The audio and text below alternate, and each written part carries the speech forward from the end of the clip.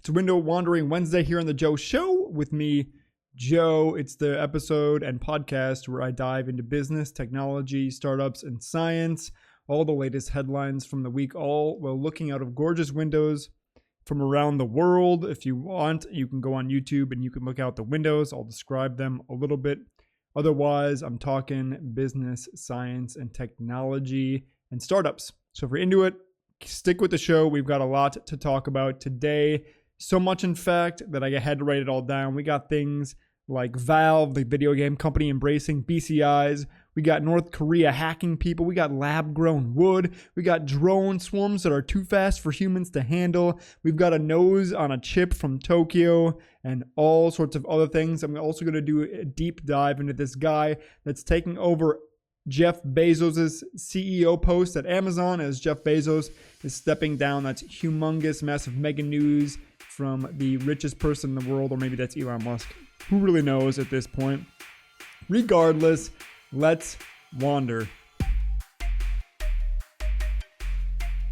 As I mentioned, I am Joe. Welcome to the show. This is both a podcast and YouTube show, so you can check out the visuals on YouTube if you want to follow along. Otherwise, I got some listeners that prefer this as a podcast, so there it is. You can check that out on almost all major podcast platforms.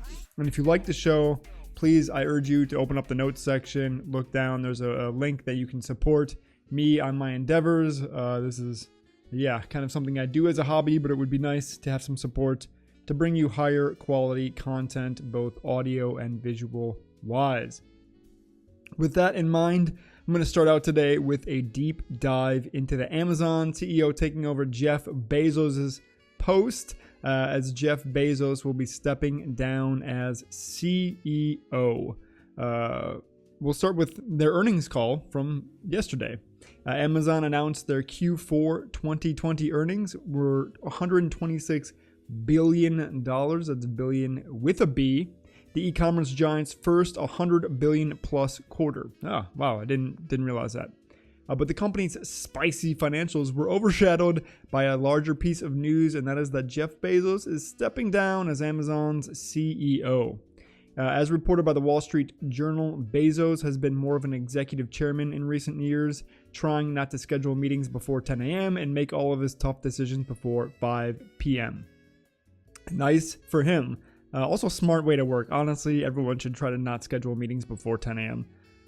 Let's talk a little bit about Amazon's history, though. Bezos founded Amazon in 1994. That's right, ladies and gentlemen, 1994. It seems so long ago. And since its IPO only 3 years later in 1997, that's actually insane to me that it only took him 3 years to IPO. I don't know, it's so weird. He's seen the company's value explode from $300 million to $1.7 trillion. Yes, Austin Powers, you owe me $1 trillion. The pandemic has been a massive tailwind for Amazon's business, with e-com deliveries surging and remote work juicing its cloud business. Yes. If you don't know this, everyone thinks that Amazon's major business comes from selling stuff online, but actually Amazon hosts the websites of like 60% of the internet or something. That's a massive, mega, ultra business that is, I think, more important than selling you stuff online. At this point, the logistics business, which is delivering you e-commerce goods, is like being subsidized by the cloud business. The business success has obviously invited regulatory scrutiny, with Amazon facing antitrust probes from both the U.S. and Europe. Good luck with that, Mr. Whoever is taking over next. I don't think we've said his name yet. Andy Jassy. Good luck, Andy Jassy. He's taking over that top spot. He's a Harvard Business School graduate who's been at Amazon since 1997. Jassy was one of two key executives, along with Jeff Wilk, whom Bezos tasked with overseeing the company's day-to-day responsibilities since 2016. As the current CEO of Amazon Web Services, Jassy has been a critical driver of the company's growth in recent years. How critical, you may ask? Investor John Skoda believes Amazon's cloud business alone could be worth $2 trillion to $4 trillion as a standalone stock. And this is why we need to break them up. as soon as they get broken up, AWS becomes automatically probably the most profitable or the most interesting business in the United States, the most successful business in the United States, based on the public company's cloud multiples, which is, I mean, it's insane. So good luck to Jassy, who's taking over as CEO role, and too bad for Jeff. What was the other guy's name? Jeff Wilkes, who also was in the running. Guess he got beaten out by the Jassy. But what's next for Bezos? Many people have been speculating what is going on with Bezos. He apparently enjoys the occasional side hustle. Don't we all? If you're listening to this or watching this, I assume you also enjoy a nice side hustle. The only difference is that his side hustle, selling $1 billion of Amazon stock per year to fund his company Blue Origin, the space company, happens to pit him against the world's second richest person who also wants to colonize the cosmos, whom we commonly refer to as Elon Musk. Elon Meme Boy Musk. Jeff Bezos says, keep inventing and don't despair when the first idea looks crazy. He wrote in an email to employees, remember to wander. That's what we're doing right now, Jeffrey. And let curiosity be your compass. It remains since day one. So Jeff Bezos stepping down from the company he founded in 1994. So many years ago. What is that, like almost 30 years ago now? Amazon's grown to be worth 1.75 trillion. But if Amazon Web Services spins out, you know it's going to be worth 2 trillion. That's going to be super big stock. I think that honestly, Bezos should probably take some time off, let his muscles grow a little bit more, have some rest days. You know, he's been working out a lot. He needs those rest days to really allow his muscles time to grow. So once he's got those muscles grown up a little bit, he'll start to look a little bit like The Rock. And I think maybe his next step, I'm saying it right here on the Go Joe Show, Winter Wandering Wednesday, is that he's got to be The Rock's body double in the movies. That's gonna happen. And if he can't make it up to The Rock, you know he can be at least Vin Diesel's body double with the guns that he's rocking.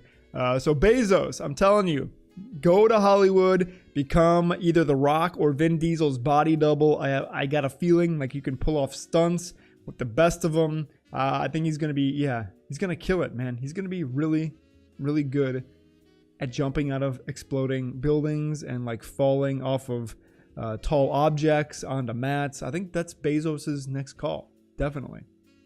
So congratulations to Jeff Bezos and good luck in the film industry. I think he's got it. So yeah, that was today's little deep dive into what's going on with Jeff Bezos. But actually, I want to learn a little bit more about Andy Jassy. So I'm just pulling up his Wikipedia here. Born in 1968, CEO of Amazon Web Services. Also a minority stakeholder in Seattle Kraken. Oh, the Seattle Kraken is a hockey team. He's led AWS since its inception in 2003. Worked for 5 years after graduating before doing his MBA. Worked as a project manager for a collectibles company, MBI. And then joined Amazon in 1997. Early role included marketing manager. In 2003, he founded AWS with a team of 57 people. Probably his best idea as he kind of created the most successful or the most valuable company in the US if it breaks away. So that's Andy Jassy. That's what he looks like. You're going to be seeing a lot more of him. He's got a very, I don't know, doesn't really have a chin. His chin kind of blends into his neck. His head looks like a big egg. You could call the guy an egghead, I guess, because maybe it's just a bad picture of him that caught him with his double chins. But he definitely looks like a bit of an egg here, unfortunately. Andy Eggman Jassy. Yeah. We all enjoyed that news while we were looking out of Portland's window here. Not Portland. Poland. Warsaw, Poland. A nice sunny day over in Poland. Let's grab a new window and talk about some other stuff. Kings North, UK. We got nice red buildings. They all kind of look the same, but yeah, I don't know. It feels very European UK to me. to talk about all sorts of other really exciting stuff. That was the first half of the show. Hope you enjoyed that small deep dive. And now is my more exciting part where we get into the top headlines, and there's so much to talk about. The first one that I wanted to talk about was that Valve, the video game company that brought us Half-Life, Half-Life 2, Half-Life Alyx, and soon, someday, we'll get Half-Life 3. Just gotta keep holding out hope. You just gotta you gotta have diamond hands for Half-Life 3, like those retards over on, I don't think you can say that anymore. Like those guys over on Wall Street Bets. Diamond hands. You don't want to have paper hands where you sell too early. You got to hold out hope for Half-Life 3. But Valve revealed a partnership with OpenBCI. OpenBCI meaning Open Brain Computer Interfaces. So open source brain computer interfaces. I think. Don't really know what OpenBCI does other than make brain computer interfaces, which means they connect electrodes to your head to allow you to control electronics. That's what a brain computer interface is. And Valve wants to partner, as we can see here, with OpenBCI to integrate brain readings into VR pretty much. Gabe Newell, the founder of Valve, pretty much says that he wants everybody to have high-resolution brain signal read technologies built into their headsets with a bunch of different modalities. He thinks this is the future. He's saying that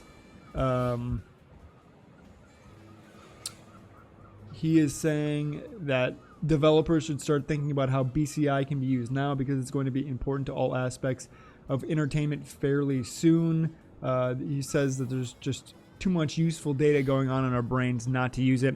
And I agree with him. I mean, if we can figure out how video games can interface with our brain or have BCIs on these VR headsets, I mean, developers could work things into your game, and this is going to sound absolutely crazy, but that stimulates your brain to send pain to certain parts of your body, which means like if you get shot in game, you can actually you'll feel a tingle somewhere.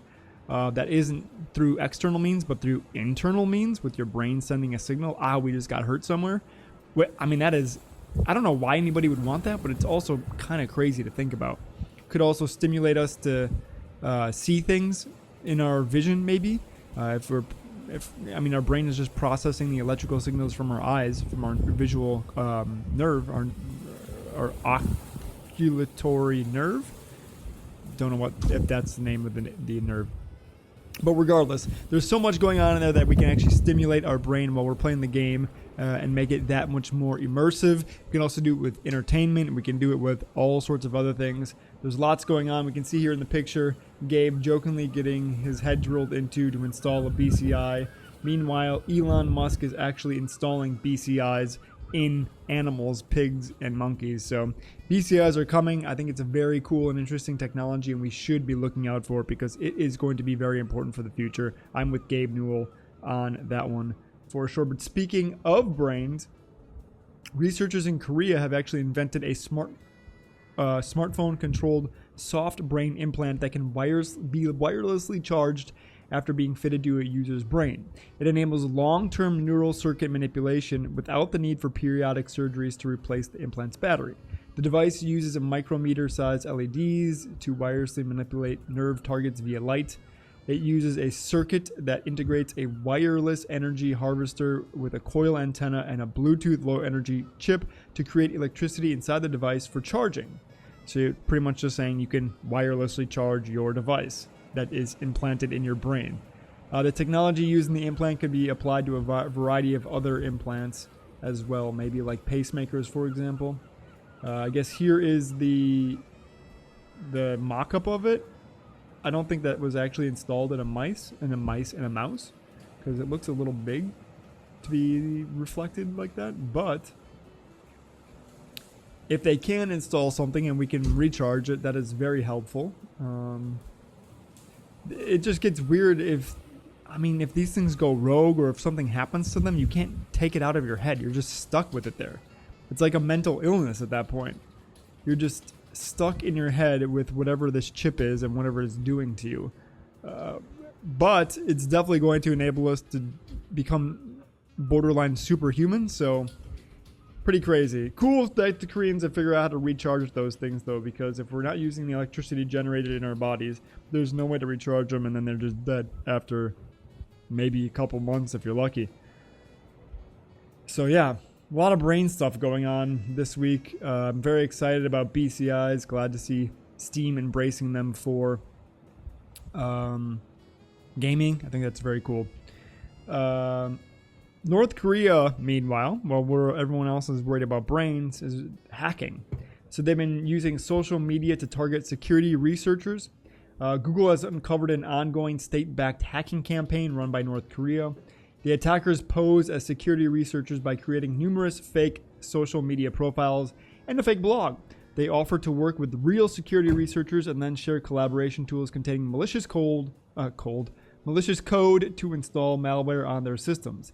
The attackers were able to create a backdoor to fully patched and updated versions of Windows 10 and Chrome browser. North Korea's cyber army comprises thousands of expert hackers who have a record of major cyber disruptions. 2021 and I think the 20s, like the 2020s here, are going to be the years of the hackers really trying to break systems and get into things. I think everyone politically has realized that starting real world wars now are not worth it. They cost too much. The expense of human life and economy being halted and production going full wartime is not good for anybody in the world. I think that's pretty obvious, and I don't know if anybody can even afford it. Compared to using tools like, remote-controlled missiles, drone attacks, cyber attacks, so much cheaper to pay armies of hackers to get into places than it is to actually wage real war. So with that being said, I think it's really interesting that North Korea is using pretty simple social engineering tactics here, posing as security researchers, setting up fake blogs, fake companies, and then working with real researchers and injecting code when they're working together. It's a very simple but clearly effective attack. And also, the part that sticks out there the most in that story is setting up numerous fake social media profiles. I mentioned it in my video on the top tech trends of 2021. This black or dark PR firm that will actually use the tools of social media to manipulate and make up fake news and spread fake lies and spread misinformation. These dark PR firms already exist, and it's very clear that now North Korea and probably Russia and other people, China even, are using these tactics to infiltrate supposedly secure systems. I think it's just another security detail that's going to be needed to be taught to people who are in cyberspace, working in these vulnerable systems. But yeah, it's starting to grow. I'm glad I called it out in my video that these dark PR firms and dark hackers are going to keep doing this stuff. So I guess be careful who you partner with, because they might be North Korean hackers looking for your passwords. Let's move on to some science news, though. Something a little bit more happy. This one I thought was really cool. They can now 3D print bones directly into your body. Oh, let's grab a new window actually while I talk about this. We'll leave UK behind and go over to New Zealand. It's a very blurry window. If this was focused, there's like a nice turkey out in the front of the window. Otherwise, it's just a green backyard. A very normal green backyard with this big turkey-looking bird and a rainy day. We got Chiang Mai, Thailand. Also a blurry window. What's with these blurry windows? Very green window. This one is like vibrantly green, like almost neon green. So much green plant life here in this window. It's super, super nice, but not clear. Here we go, Montreal, Canada. Nice clear window in the neighborhood.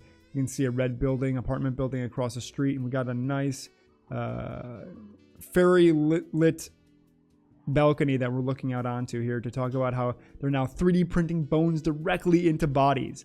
Bones are a mixture of living and inorganic compounds in a highly structured mineral matrix. Way to science that one, guys.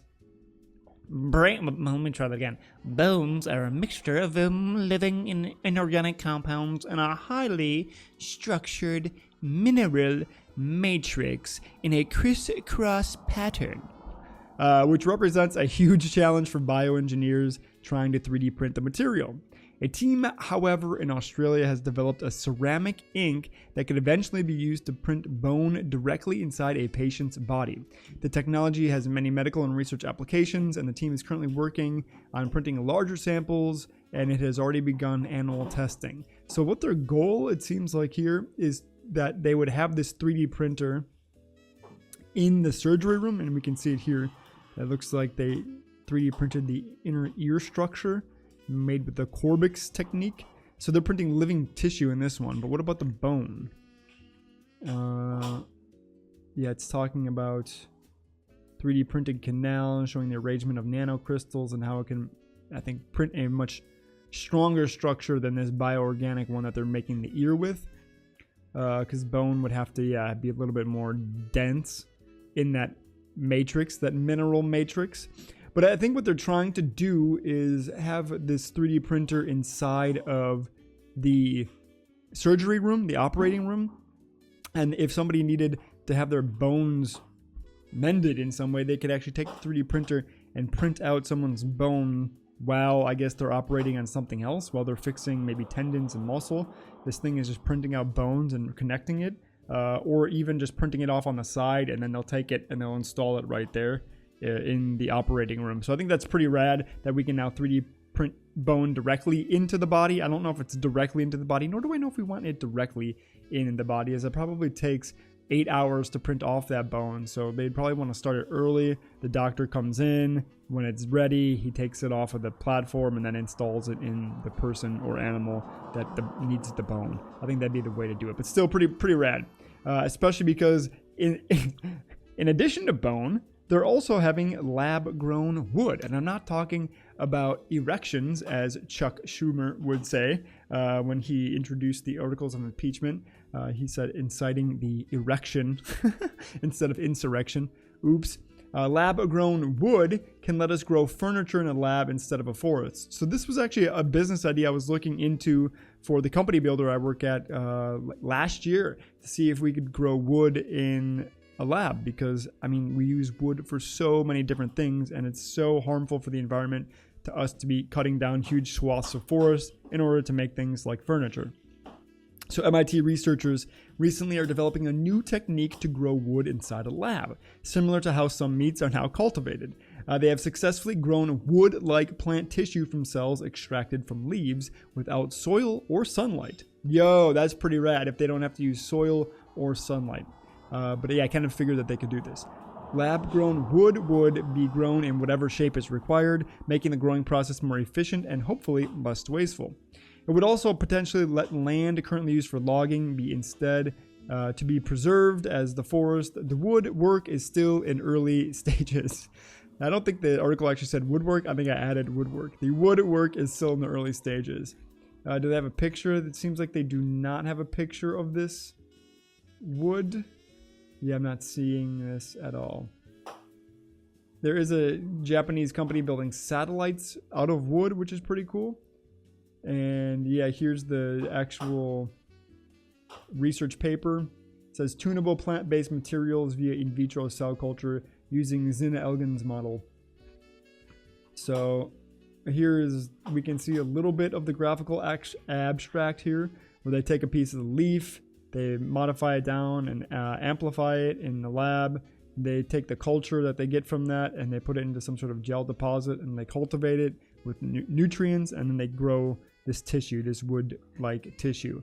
Pretty rad. I would love to see this technology keep moving forward in the future, and I think it's definitely going to spur some really, really, really important discoveries here, and also help with carbon emissions. I think that's really, really incredible. Let's see here. Try to do this a little bit more rapid fire because we got so much more to go over. Hope you're enjoying my content. If you are, here's a reminder. Either support me down in the notes section on the podcast player, or give me a like and comment on YouTube. Interact with my show, and let's talk about this cool shit that I'm discussing here. Into some more technology news. Drone swarms are getting too fast for humans to fight. That's frightening. That is so frightening that we're making drones that are too fast for us to fight. There is a book by the name of Swarm from writer Michael Crichton, who's unfortunately passed away, but he wrote such greats as Congo, about apes that could, I think, talk and communicate. You may remember the movie. He also wrote a little film or book that got turned into a film called Jurassic Park, and a bunch of other really awesome sci-fi novels. I loved Michael Crichton. His work was awesome. Prey was a really good one, but this one was called Swarm, and it was about how this swarm of tiny drones, you could call them drones now, they called nanobots or microbots before, but tiny drones that could eat matter and replicate themselves, got out of control into this gray swarm that just swept through the world, just consuming stuff, and we couldn't fight it. And this is what it is reminding me of, that these swarms are getting too fast, too smart for humans to fight against. So the US general is warning humans may not be able to fight back against drone swarms, which might mean the rules governing human control over artificial intelligence might need to be relaxed. Meaning that we need AI to help us fight these things. Current rules require meaningful human control over any lethal system. Pentagon leaders need to discuss how much human control of AI is needed to be safe but still effective. This is insane that this is coming from the US military, saying that, hey, these drones are way too fast for us to even fight against. That's very scary. And I keep joking that the Chinese are collecting everyone's faces on TikTok in order to train a drone swarm to swoop in and kill every single person who's not Chinese in the world. I say that jokingly, but the more that I hear about this kind of stuff, it becomes so weirdly real. I don't think that anyone is doing that, but the potential exists there. Facial recognition technology is so advanced nowadays that they could program a drone to come hunt you down specifically, or your doppelganger if you happen to have a doppelganger. If you check out my video on Tin Eye, you'll also find out that I found my doppelganger, and you'd be surprised at how many people out there look like you. But yeah, so drone swarms getting way too fast for us to fight against. Not cool at all. Not even a little bit cool. That is horrifying, actually. Nice new innovation, though, speaking of drones, is that Xiaomi's remote wireless charging powers up your phone from across the room. So Xiaomi has unveiled a true wireless charger that can recharge devices from several meters away. Mi Air Charge technology is a 5-watt charging system that sends millimeter-wide waves to devices using 144 antennas from its base station. Devices receive the waves using a 14 antenna array. Xiaomi says that it will eventually be able to charge multiple devices at once, meaning you could just put this base somewhere in your room, throw your phones around it, and then it just charges like all over your room. You'll just always be charging your phone, which is insane. And we just need better batteries that last longer, and then we can just wirelessly charge. My brain though goes to like, what are these millimeter waves doing to our bodies? Like, are they making our cells turn cancerous, or like what are they actually doing to our bodies? We can see here this device seems like a rectangle. I don't know if that's an actual, yeah, it looks like that's their actual announcement, is this rectangle device that charges your phone. That is very cool. I just wonder how safe it is. If it's safe, I'm all for it. Like, why not? Let's eliminate all cords everywhere. Like, if I can have my phone here recording and the charger over there and my computer here without any cords charging, and I just have a box in the corner, it's pretty rad. If they could do more than just a phone, but other devices as well, would be really nice. Let's leave Montreal, Canada, and go over to another window. Portland, Oregon, got a backyard window here. Camera could be a little bit more focused, so we'll move on from it. Barnaul, Russia. Looks like Russia, very gray, looking over a track. There are people running around a track. Seems like some old people. There's at least one old person with bright white gloves on. I don't know if they're surgical gloves or some sort of white Bernie mittens. But he's a very animated person. He's discussing something with somebody and really waving his hands around a lot. Almost looks like he's playing piano. So yeah, here's a Russian track and field camera to discuss the last stories here. One of them is scientists have made a biohybrid nose from cells using mosquitoes. I talked about this also in my 2021 tech trends that noses or our olfactory smell would start to be installed on chips and be used so that we can use AI and we can use we can use machine learning and computers to now smell things. And scientists at the University of Tokyo have created an artificial nose using mosquito odor receptors. The team placed the mosquito receptors on a chip and monitored the setup with a computer. Using the sensors, the scientists could detect odors with unprecedented sensitivity. The technology was able to detect a chemical often found in cancerous patients' breath with over a 90% accuracy. Whoa. So they can detect this cancer biomarker that is in the breath of patients who have cancer with a 90% accuracy using these mosquito receptors. That's actually really incredible. One of the things that, they said that these biohybrid noses could be used for, these chip-based noses could be used for, was things like detecting bombs at the airport. And now we're talking about detecting disease using smell, which is, incredible. If we can, I'm trying to see if there's no, there's nothing here from the Singularity Head. But that's nuts when we can detect smell compounds on a chip and it can allow us to do things like detect cancer early. That is super important and very, very neat. I wonder what other uses these biohybrid noses can use. And I also like that they're using mosquitoes for good. We hate mosquitoes because they suck our blood and they leave us itchy. But if we can harvest mosquitoes' smell receptors and make these chips that can help people, smelling bombs, smelling disease, smelling your farts to let you know how bad it was, whatever it is, if we can have these things harvested from mosquitoes, I love this whole use of bio-organic material from animals or plants that we may not typically use, and then repurposing them in combination with technology to make these really awesome applications. So shout out to those scientists over in Tokyo, not those Tokyos, those scientists over in Tokyo, or Tokyo scientists, but not Tokyos. That's so funny. Another big one is the first ever 3D printed house is now on sale on Zwillow for $300 USD. SQ4D is the first company to publicly list a 3D printed house for sale.